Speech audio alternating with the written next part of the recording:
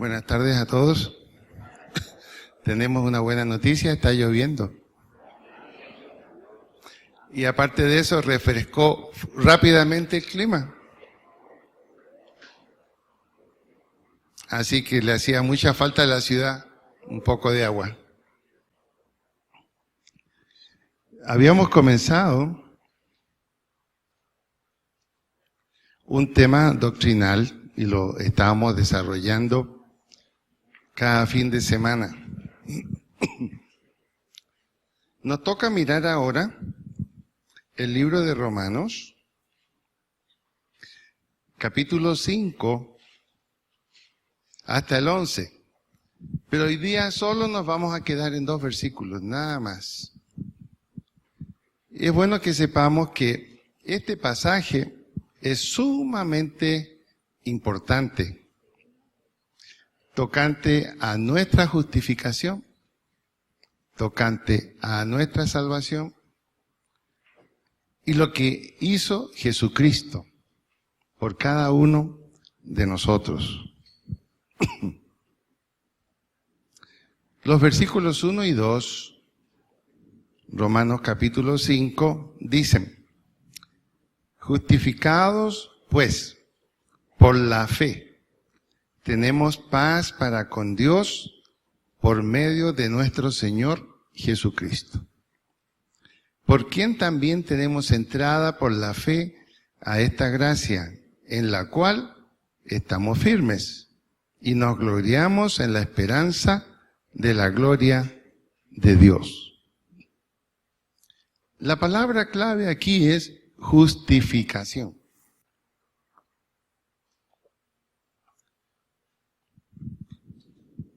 Este pasaje nos va a mostrar los resultados de la justificación. Podemos partir diciendo lo siguiente: la justificación es una declaración legal que se hace una sola vez y que tiene resultados perpetuos. Lo increíble es que la justificación en relación con el ser humano no tiene nada que ver con las cualidades de ese ser humano, sino que simplemente lo importante es de la autoridad quien hace esa declaración. No se nos declara justos porque somos justos. Todo lo contrario. Si Dios hubiera visto y si hubiera afirmado en nuestra situación pecaminosa, separada de Él, tendría que habernos declarado pecadores, perdidos, muertos espiritualmente, sin ninguna esperanza. Pero Él toma la soberana decisión de declararnos justos. Y lo importante es quien lo declara y la autoridad que tiene quien la declara. Y esta palabra, justificación, la vamos a encontrar más o menos unas 30 veces en la epístola de los Romanos. Eso ya nos indica la oportunidad de conocerla y saber qué significa.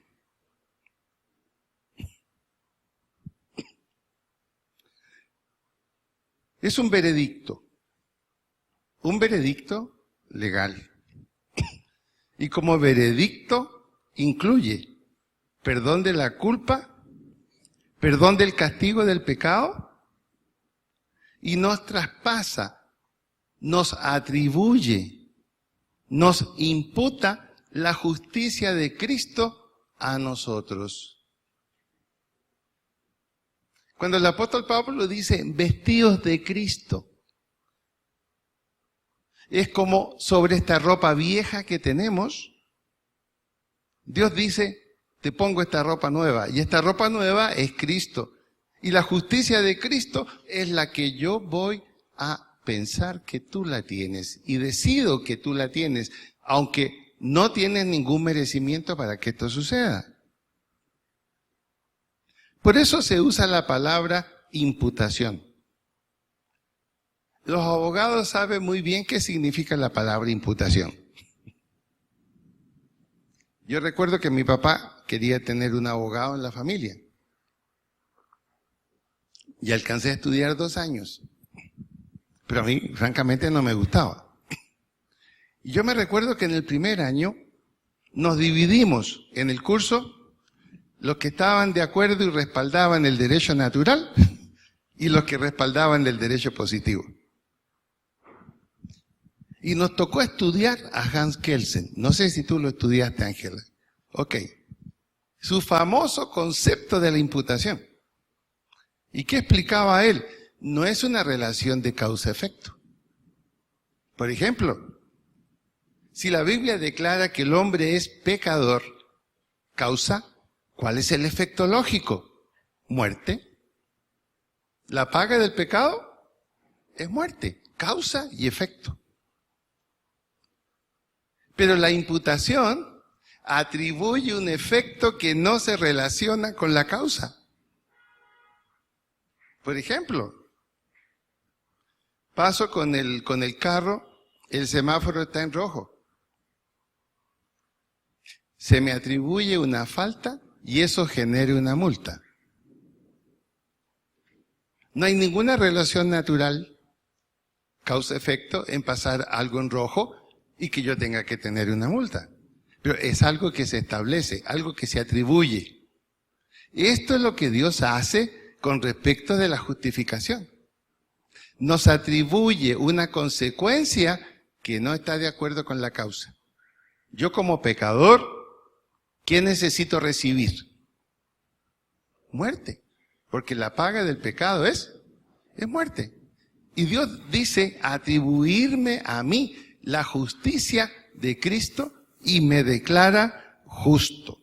Y me libera de las consecuencias de la culpa. Me libera del castigo del pecado. Esta acción entonces, ¿qué es lo que coloca en nosotros? ¿Qué nos suministra a nosotros? Nos suministra una justicia positiva. Y es la justicia que necesitamos para ser aceptados por Dios. Y todo esto sucedió en la cruz. La causa fue atacada. La multa fue pagada por Jesucristo. Como consecuencia, Dios me atribuye a mí la justicia de Cristo cuando yo pongo mi confianza en Él. Es una acción legal. Y si es una acción legal, tiene efectos perpetuos, puesto que es la decisión y la voluntad de Dios actuando en esto. Veamos un poco más en Isaías 53, 4 al 6, Antiguo Testamento. Dice así: ciertamente, Isaías 53, 4 al 6, ciertamente llevó Él nuestras enfermedades y sufrió nuestros dolores, consecuencias del pecado. Adán fue creado sano, pero cuando él sale del Edén, la consecuencia del pecado es que la enfermedad, la muerte y todas las consecuencias relacionadas vienen sobre el hombre. Ahora, aquí dice, ciertamente Él. ¿Quién es Él? Aquí está hablando del Mesías. Ciertamente Él llevó nuestras enfermedades, sufrió nuestros dolores, y nosotros le tuvimos por azotado, por herido de Dios y abatido. ¿Quiénes tenían que ser heridos? ¿Quiénes tenían que ser abatidos? Nosotros. Pero Jesucristo se levanta para poner la cuenta a paz y saldo con Dios. La cuenta que era nuestra. Y como consecuencia del sacrificio perfecto de Jesucristo, la justicia de Él es puesta sobre nosotros. Y comienza a abrirse el camino para que nosotros podamos relacionarnos con Dios. Dice el 5, mas Él herido fue por nuestras rebeliones, molido por nuestros pecados. Es muy claro. Todo su sufrimiento en la cruz fue para que nosotros pudiéramos ser liberados de las consecuencias de ese pecado original que habíamos recibido a consecuencia de Adán. Por eso dice la Biblia, así como el pecado entró por un hombre, Adán, por otro hombre, Jesucristo, que entró la salvación. Entró la salvación. No había otra manera en que el hombre pudiera volver a relacionarse efectivamente con Dios. El castigo de nuestra paz fue sobre Él. El castigo de nuestra paz fue sobre Él. Y por su llaga fuimos nosotros curados. Es impresionante cómo Isaías describe la situación. Cuando dice, por su llaga, ¿cómo es una llaga? Algo que está abierto, algo que está sangrante. Para que pudiera cumplirse, sin derramamiento de sangre no hay remisión de pecados. Todo el Antiguo Testamento fue un animal el que cumplió esa función de derramar la sangre, pero era solo expiación, cubría el pecado y era un sacrificio que necesitaba volver a ser repetido cada año. Pero ahora, la sangre del Cordero de Dios, como dice el apóstol Juan en su Evangelio, este es el Cordero de Dios que quita el pecado del mundo. Ya había sido anticipado por Isaías. Y por su llaga fuimos nosotros curados. Luego dice el 6, todos nosotros nos descarriamos como ovejas, cada cual se apartó por su camino. Es como si Isaías dijera, no hay justo ni aún uno.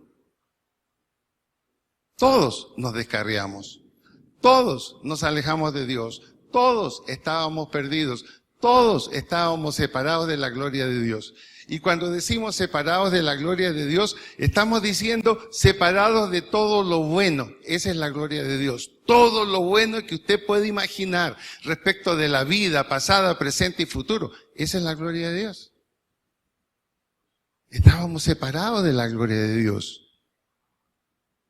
Destinados siempre a media felicidad, a media alegría, a medio avance, a medio progreso, exactamente como lo habían descrito los griegos. Ese hombre que cargaba una piedra hasta lo alto, si llegaba allá, encontraba la felicidad junto con los dioses. Pero cuando ya estaba a punto de llegar, uno de los dioses le ponía la zancadilla abajo. Eso hubiera sido la historia nuestra, continua. Sabiendo, sintiendo que hay algo mejor para nosotros, pero no poder experimentarlo, no poder tenerlo. El hombre anhela la felicidad, pero se le escapa de las manos. Como bien dice un teólogo, la felicidad, la alegría, la paz, la tranquilidad, la realización está en vivir la gloria de Dios, porque la gloria de Dios significa todo lo bueno que Dios ha creado para el hombre. Por eso que en Romanos 3:23 dice,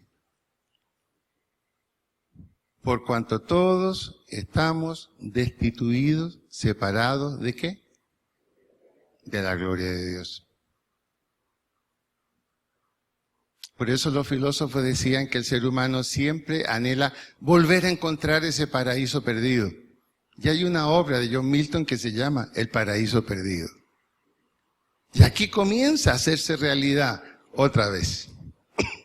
Todos nosotros nos descarriamos como ovejas, cada cual se apartó por su camino. Mas Jehová cargó en él el pecado de todos nosotros. Esa palabra nosotros, ¿a quién se refiere? Algunos dicen, en una forma muy complicada, que solo se refiere a los judíos que estaban escuchando esto. Pero el apóstol claramente lo dice en Romanos 5, del 6 al 11, que ese nosotros también nos involucra a los que estamos aquí. Porque nosotros también éramos parte de los impíos, de los débiles, de los pecadores, por los cuales Cristo murió en la cruz. Dice el apóstol Pablo, mas Dios muestra su amor para con nosotros, en que siendo aún pecadores, Cristo murió por nosotros. Vamos a Romanos 5:19. Dice así, porque así como por la desobediencia de un hombre, los muchos fueron constituidos pecadores, así también por la obediencia de uno, los muchos serán constituidos justos. ¿Qué significa muchos? Lo que en castellano significa muchos, no un grupo reducido. Los muchos serán constituidos justos. Y en 1 Corintios 1:30, poquito más adelante está 1 Corintios. 1 Corintios 1:30. Dice, mas por él estáis vosotros en Cristo Jesús, el cual nos ha sido hecho por Dios sabiduría, justificación, santificación y redención. En otras palabras, el paquete completo. Sabiduría. Podemos conocer y entender qué es lo que Dios quiere para nuestra vida cuando leemos su palabra y confiamos en ella. La justificación, sabiendo que tenemos una justificación positiva que nos reconcilia con Dios. Santificación. Estamos siendo gradualmente apartados para Dios, nuestra vida en un proceso de llegar a ser lo que Él quiere.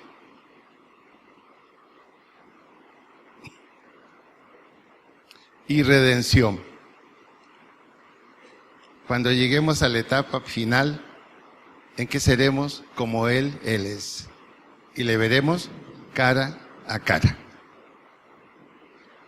Dice el 31.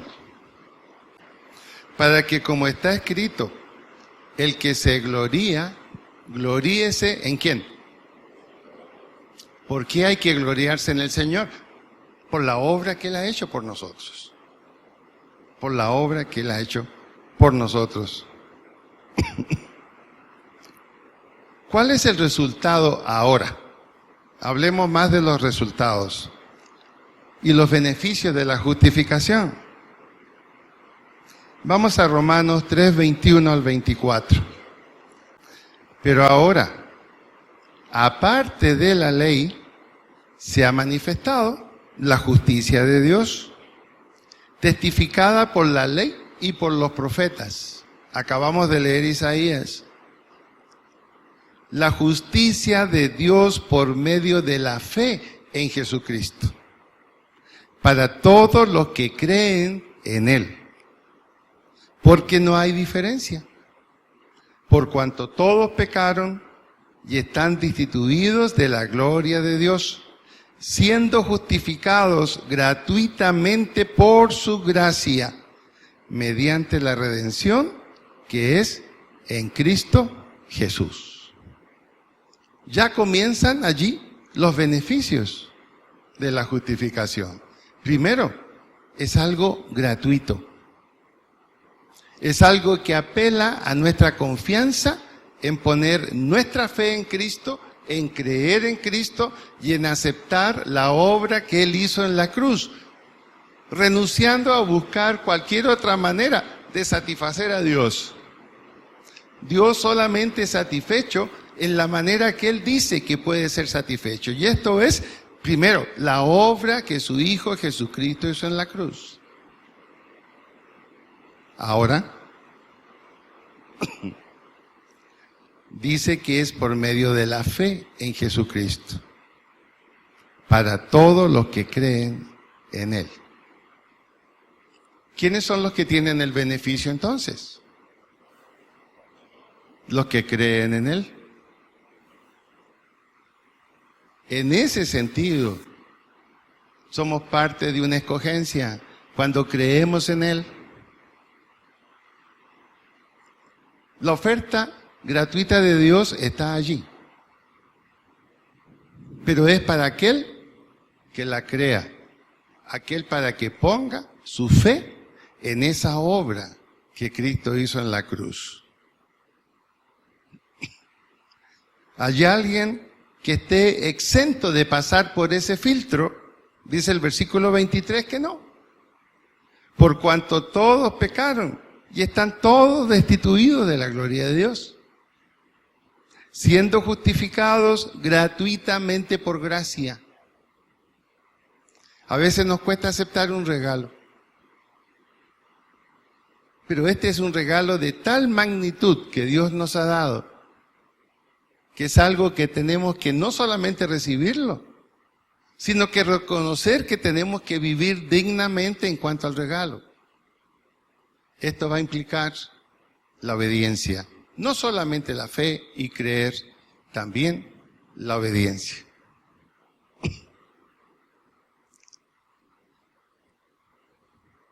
Ahora en Romanos 5:1 comenzamos, no habíamos comenzado todavía.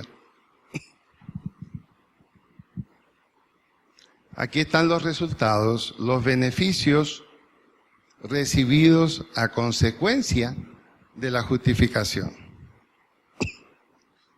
Justificados pues por la fe, tenemos paz para con Dios por medio de nuestro Señor Jesucristo. Paz para con Dios. ¿Qué significa eso? Hemos cambiado de país, hemos cambiado de gobierno, hemos cambiado de legislación. Estamos ahora bajo el gobierno de Dios. Por eso tenemos paz. Tenemos una nueva cobertura. Y hemos sido puestos bajo esa nueva cobertura. Lo que nos implica conocer ahora ese rey que tenemos. Implica beneficiarnos de lo que Él ha dispuesto para nosotros. Y esa paz fue por medio de nuestro Señor Jesucristo. Otra vez reitera el apóstol la importancia de la obra de Cristo en la cruz. Y esto es lo que yo quiero recalcar. Por eso que no habrá perdón para aquel que menosprecie la obra de Cristo en la cruz. No habrá perdón para aquel que no acepte la obra de Cristo en la cruz, que no crea en ella y la ponga en su vida. Seguirá muerto en delitos y pecados.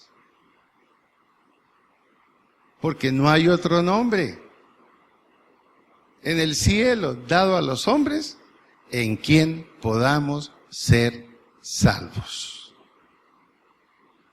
Porque todo el que invoque el nombre del Señor Jesucristo, dice Tito 2:11, será salvo. No hay otro camino. No hay otra manera. Es la decisión de Dios en cuanto a la salvación del hombre. Ahora, quizás de pronto podemos decir, pastor, ¿y por qué repetimos tanto? Porque increíblemente en el día de hoy pareciera que esto no se entiende. Pareciera que esto ha tomado otro camino, otra interpretación. Y este es el evangelio que siempre la iglesia de Cristo, desde los tiempos primitivos, ha predicado. No hay salvación en otro, sino en Jesucristo. Pablo le llama mi evangelio. Incluso dice, cualquiera que os predique otro evangelio diferente al que yo he predicado, el tal sea anatema. ¿Y qué significa la palabra anatema? Maldición. En otras palabras, es cuestión de vida o de muerte. Por eso, las palabras de la Biblia nos dicen, escoge la vida y vive. Escoge lo que Dios ha hecho por ti en Cristo.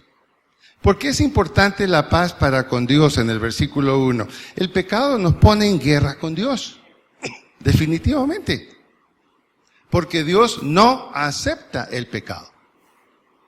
El pecado nos pone en guerra con Dios.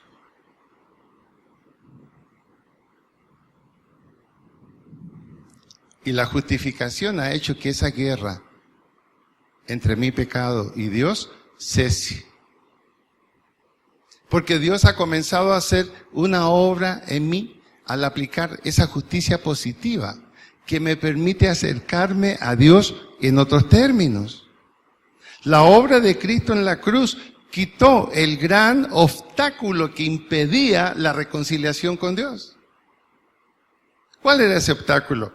El pecado y sus consecuencias. Dios ama al pecador, pero aborrece al pecado. Y ese obstáculo fue quitado. Por esa razón que estábamos separados, impedidos de la gloria de Dios. Pero ahora, al recuperar nuestra relación con Dios, al cesar esa guerra que nosotros habíamos interpuesto a Dios, porque Dios no acepta el pecado, se abre el camino para la reconciliación, se abre el camino para la paz. Y esta nueva relación con Dios es más que una cesación de la enemistad. Cuando entre nosotros nos reconciliamos, no significa que nos volvamos amigos. Muchas veces una reconciliación, ¿en qué termina? Listo, no nos pisamos más los pies, tú por tu camino y yo por el mío. Generalmente, en las relaciones humanas, así funciona muchas veces una reconciliación. Aquí es más que eso. Es más que si Dios nos dijera, punto, ya estoy satisfecho, sigue con tu vida. No. No solo cesa la enemistad, sino que ahora nos damos cuenta que Él desarrolla un amor profundo por nosotros. Como dice el apóstol Juan, ¿por qué amamos a Dios? Porque Él nos amó primero. Y qué tremendo cuando nos damos cuenta que Dios nos ama y que Dios nos acepta y que está dispuesto a oír nuestras oraciones, está dispuesto a oír nuestro clamor y que nosotros podemos decirle, Padre nuestro que estás en los cielos, y saber que estamos diciendo algo que es cierto y que tiene consecuencias gloriosas y positivas para nuestra vida.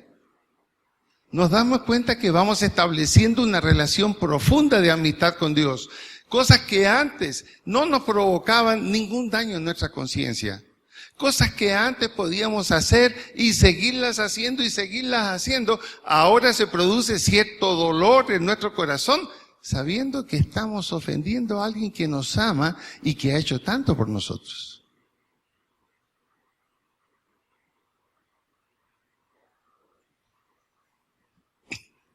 Es una relación nueva que se ha establecido. Y vamos tomando conciencia, al vivir esta paz con Dios, que Dios no es una persona neutral para con nosotros. Nunca lo ha sido. Es una ilusión del ser humano cuando piensa que él puede escoger 3 opciones: con Dios, sin Dios o al medio, neutral, pensando. Dios no tiene posición neutral. Dios está en guerra declarada con el pecado. ¿Qué dice el Señor Jesucristo? El que no es conmigo es contra mí.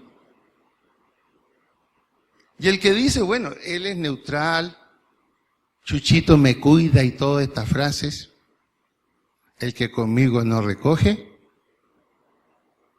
le pregunto, ¿usted recoge o desparrama?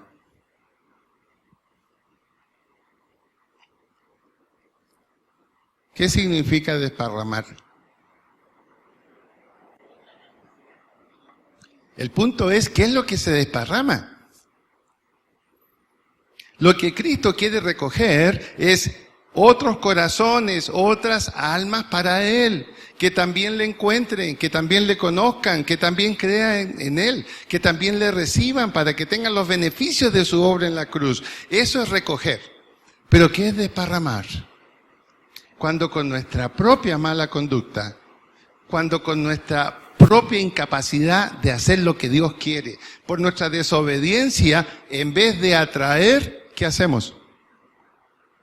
Desparramamos. Desparramamos. Dios quiere que nosotros seamos definitivamente ubicados o con Él o contra Él. No hay posición neutral de Dios, aunque nosotros pensemos que Dios es demasiado bueno para hacerlo. No. No. La Biblia es muy clara, nadie se engañe. Dios no puede ser burlado. Todo lo que el hombre sembrare, exactamente eso cosechará. Si usted desparrama, no va a cosechar nada.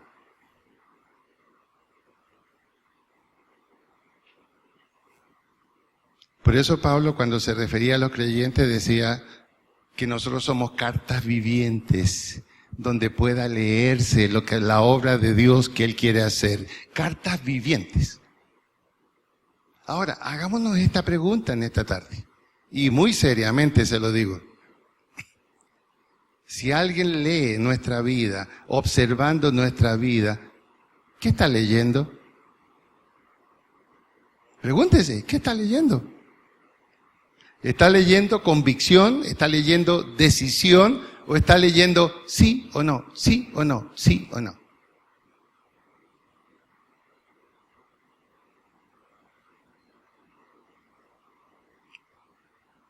Ese es un punto muy claro de lo que significa la paz para con Dios.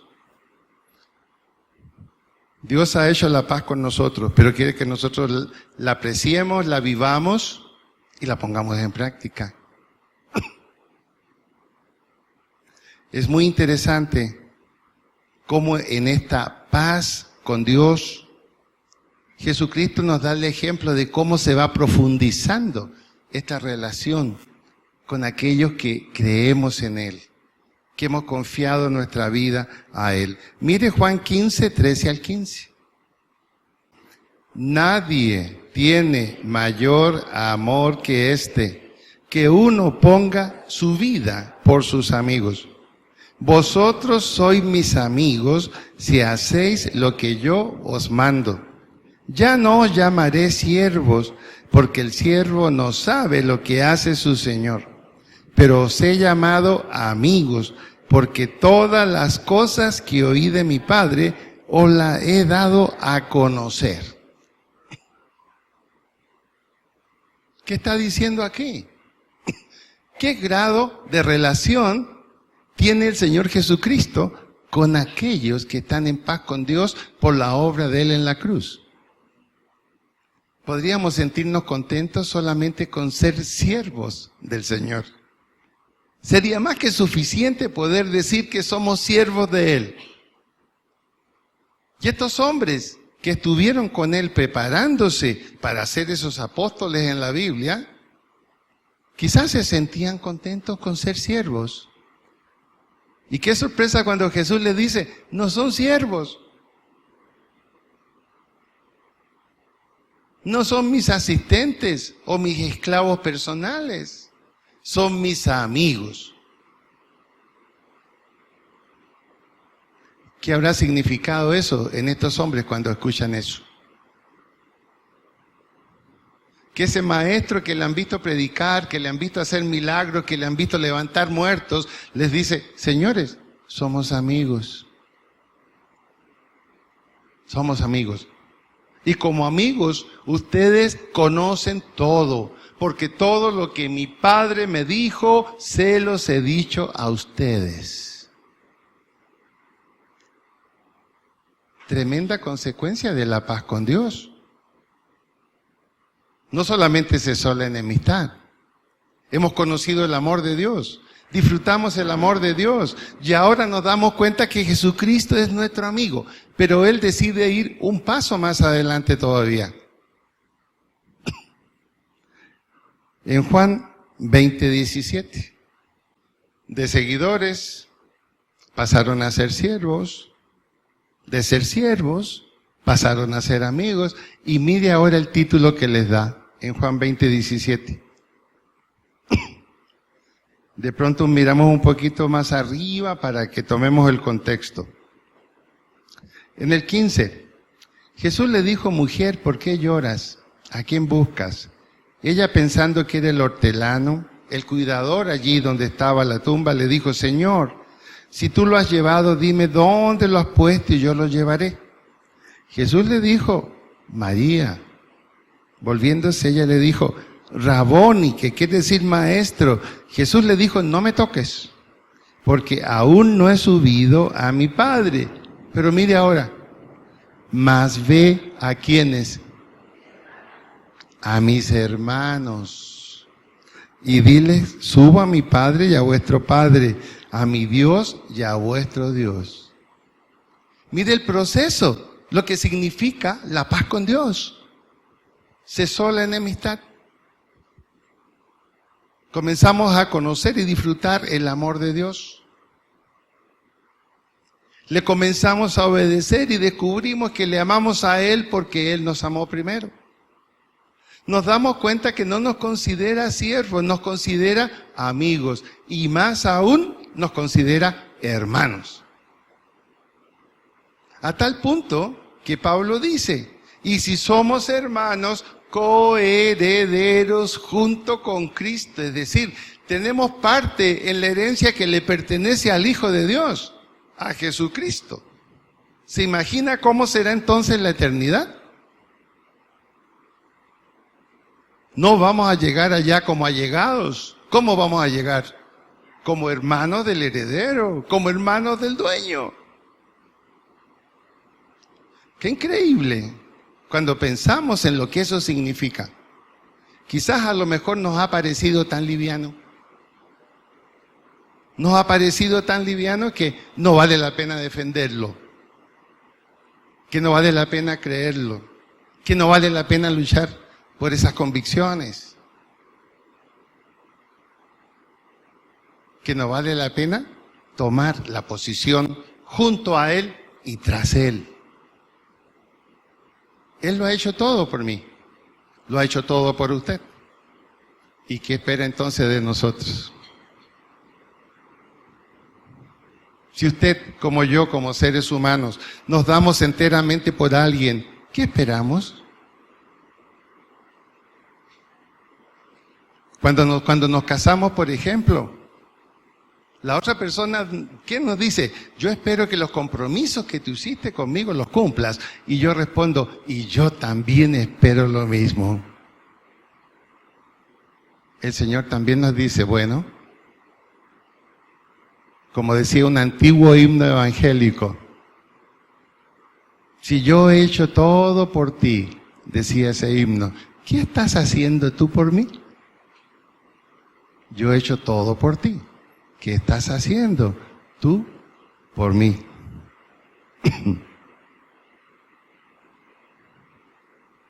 Ahora, esta paz de Dios que podemos disfrutar ahora, se nos vuelve a repetir como para que no olvidemos.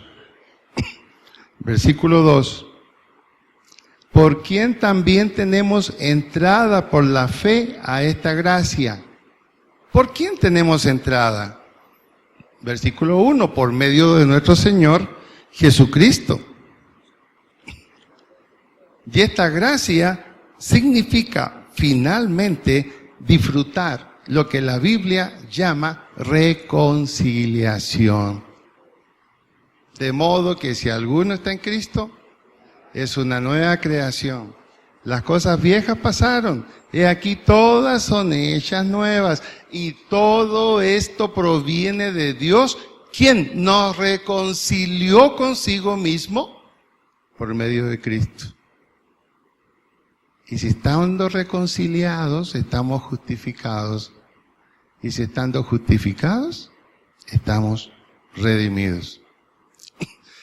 A veces yo mismo me pregunto si yo he tomado en serio todo esto que el Señor Jesucristo ha hecho en el plan eterno de Dios.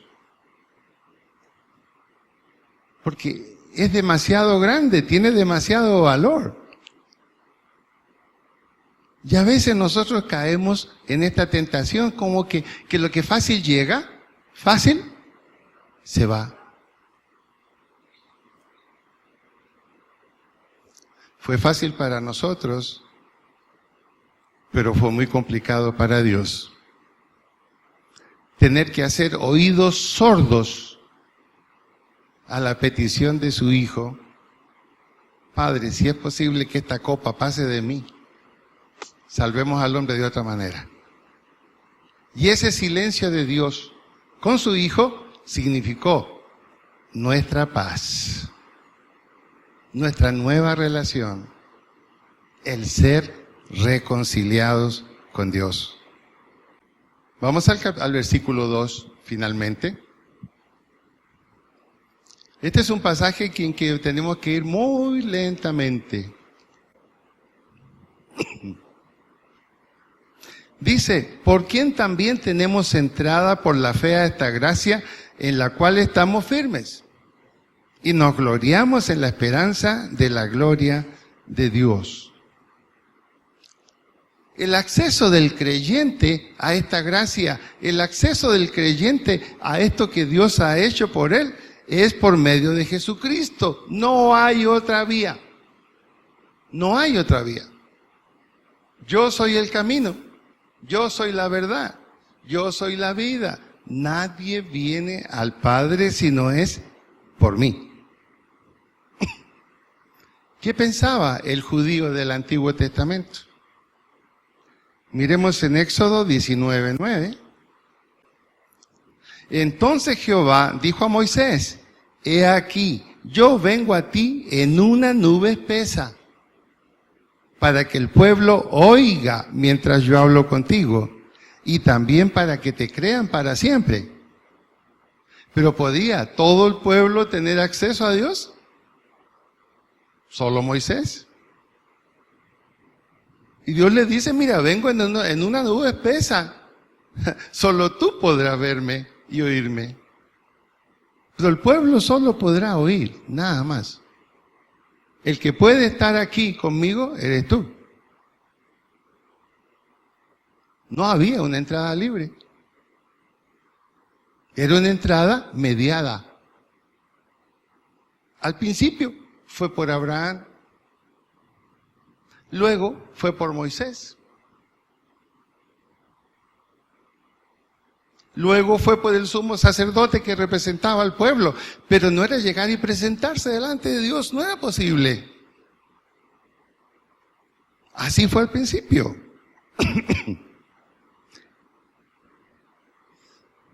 Si pasamos ahora a Éxodo 19, 20 al 25, Éxodo 19, 20 al 25, encontramos esto. Y descendió Jehová sobre el monte Sinaí, sobre la cumbre del monte, y llamó Jehová a Moisés a la cumbre del monte, y Moisés subió. Otra vez, el resto no puede. Está impedido, aunque quieran.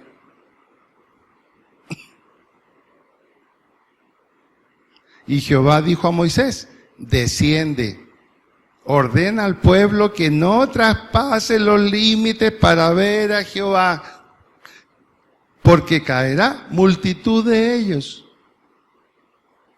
Y nosotros ahora que podemos orar y decirle, Padre, aquí está tu Hijo, escucha mi petición, escucha mi oración. ¡Qué sorpresa! Cuando Jesús le dijo a sus discípulos, ustedes cuando oren digan Padre nuestro. ¡Qué ofensa! El judío no podía llamar a Dios Padre. Ni siquiera decir el nombre de Dios. En el hebreo la palabra Jehová es solamente una mezcla de consonantes sin vocales. Lo más cerca de pronunciarlo era Yahweh, pero eran solo consonantes. Nadie podía pronunciar el nombre de Dios. Y nosotros a veces que lo pronunciamos, a veces hasta por cualquier cosa. ¡Ay, Dios mío, qué pasó esto! ¡Ay, Dios, ¿cuándo harás esto? Dios, de la que me salvé, el carro no me tocó. ¿Con qué facilidad pronunciamos el nombre de Dios? Privilegio que no lo tuvieron acá. Tenían que oír a Moisés y tenían que creerle a Moisés. Pero vino la promesa. Vino la promesa. Jeremías 32, 38 al 41. Y me serán por pueblo, y yo seré a ellos por Dios, y les daré un corazón y un camino para que me teman perpetuamente, para que tengan bien ellos y sus hijos después de ellos. Haré con ellos pacto eterno, que no me volveré atrás de hacerles bien. Pondré mi temor en el corazón de ellos para que no se aparten de mí. Me alegraré con ellos haciéndoles bien, y los plantaré en esta tierra en verdad de todo mi corazón y de toda mi alma. Jeremías dice, va a haber una nueva relación con Dios. Ese Dios lejano, ese Dios indescriptible, pero que no podemos tener acceso a Él. Va a llegar un momento en que nuestra relación con Él va a ser distinta. Anticipado. ¿Y cuándo se cumple todo esto? Mateo 27, 51. Y hasta aquí llegamos por hoy. Y aquí, el velo del templo se rasgó en dos, de arriba a abajo. Y la tierra tembló, y las rocas se partieron. ¿Cuánto medía el velo del templo? Era algo inmenso. ¿Cuánto pesaba ese velo? Se produjo un estruendo cuando cayó. Y en el lugar santísimo no solo estaba ese velo, un poco antes habían cortinajes también. Lo increíble es que el velo se partió de arriba a abajo. No se partió de abajo, nadie lo tiró. En otras palabras, Dios mismo dijo, se partió. Y el muro de separación se acabó. Y ahora hay una libre entrada al lugar santísimo, a la presencia de Dios. Y en vez de un velo de material, el velo ahora es Cristo. Y Cristo es el camino, la verdad y la vida por quien llegamos al Padre. Ahora Dios no es un desconocido para nosotros. En Cristo tenemos la perfecta imagen de Dios. No solo en palabras, también en hechos, también en acciones. Y con Él es que estamos relacionados.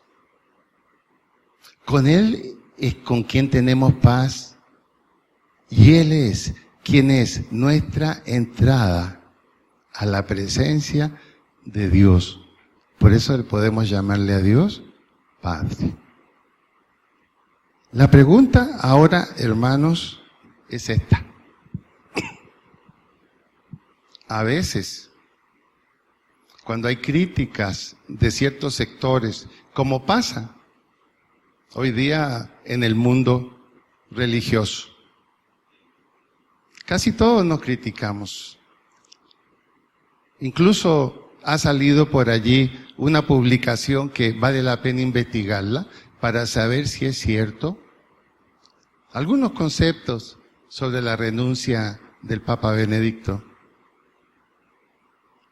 Pero nosotros, que tenemos, gracias al Señor, la verdad, ¿cómo estamos caminando en ella? Tenemos que pensar seriamente que somos cartas vivientes. Nuestra familia, nuestros amigos, nuestros vecinos leen en nuestra vida qué tan verdadero y qué tan falso es el Evangelio. Esa es la verdad. Entonces, hágase por favor esa pregunta, y yo también me la estoy haciendo. ¿Qué están leyendo en mi vida? ¿Están viendo los resultados de la paz con Dios? ¿Están viendo los resultados de la comunicación con Dios a través de Cristo? ¿Están viendo que con Él recojo y no desparramo? Son tiempos difíciles en los cuales tenemos que estar muy bien parados sobre nuestra fe y nuestra confianza en el Señor Jesucristo. No son tiempos fáciles y necesitamos poner en vida aquello que Él ha hecho por nosotros. Yo lo invito a que nos pongamos de pie y vamos a orar. Estando allí con nuestra cabeza inclinada.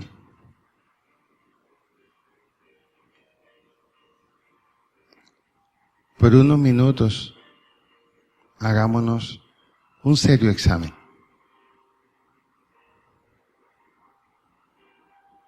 Hagámonos esta pregunta. Mis amigos, mis vecinos, mi familia, cuando leen mi vida, ¿qué leen?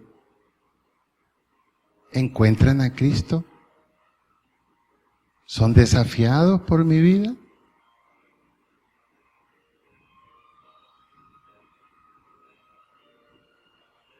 Somos cartas vivas.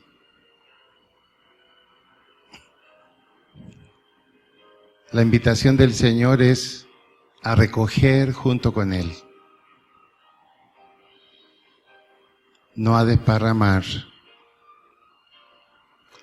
Con Él no hay posiciones neutrales porque Él no es neutral con nosotros, o conmigo o contra mí.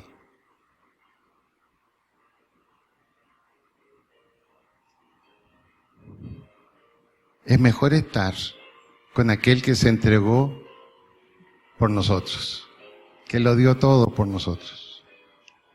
¿Cuánta seguridad podemos tener en Él? En esta tarde, si tú necesitas de pronto rehacer un poquito esa carta de tu vida para que otro la lea, acércate para que oremos aquí adelante.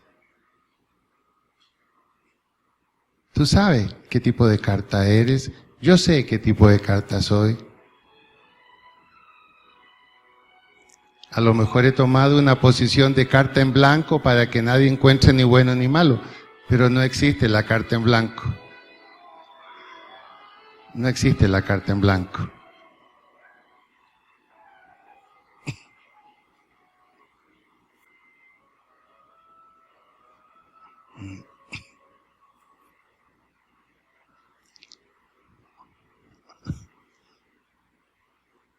A lo mejor dejar un poquito el orgullo a un lado y simplemente reconocer que necesito del Señor. Reajustar cosas en mi vida. Él me ha dado tanto. Es lo menos que yo puedo hacer.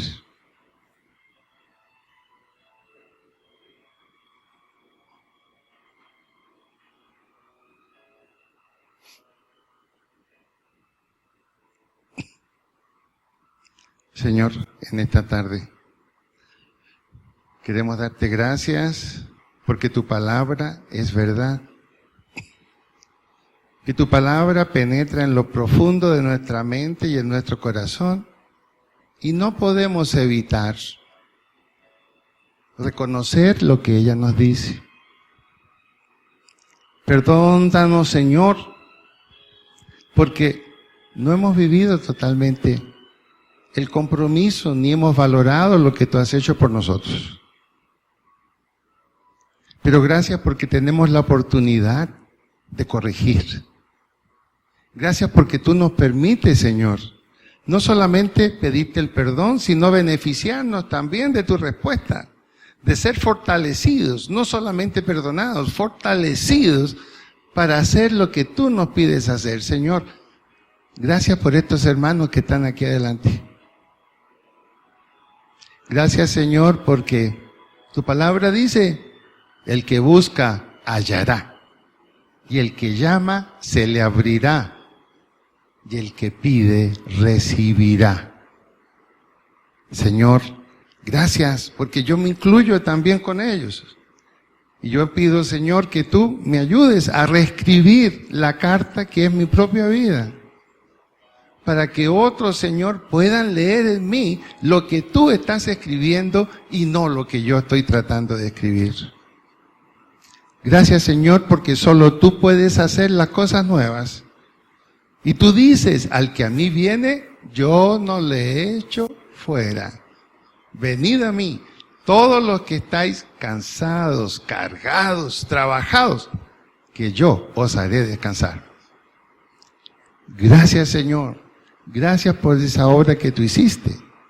Renueva ahora nuestra decisión, renueva nuestros esfuerzos, renueva nuestra visión y que podamos sentirnos, Señor, felices de ayudarte a recoger a otros que no te conocen, porque esas serán las perlas preciosas que nos acompañarán a la vida eterna. En tu nombre hemos orado y a ti, solamente a ti, te damos gracias. En el nombre de Jesús. Amén.